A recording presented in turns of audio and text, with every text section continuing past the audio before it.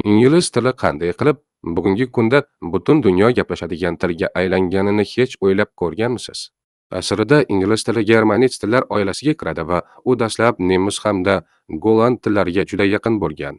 Hammasi 5-asrda Britaniyaga anglar, sakslar va yutlar kelib o'z tillarini olib kirishi bilan boshlangan. Shu asosda qadimgi ingliz tili shakllangan, lekin u hozirgi ingliz tilidan juda farq qilgan.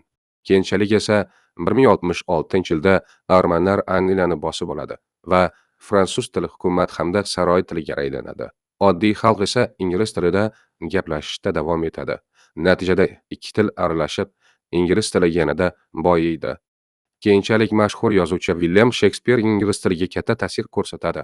U 1500 dan ortiq yangi so'z va iboralarni tiliga olib kiradi va tilni yanada boyitadi. Shuningdek, ingliz tilida katta o'zgarishlardan biri talaffuzda bo'lgan. 1400-1700-yillar oralig'ida Great Vowel Shift deb ataladigan jarayon yuz beradi. Oliy tovushlar keskin o'zgaradi. Shu sababli bugungi ingliz tilida yozilishi va o'qilishi ko'p hollarda bir-biriga mos kelmaydi. 18-19-asrlarga kelib esa Britaniya imperiyasi kengayib, ingliz tilini dunyoning turli hududlariga olib chiqadi.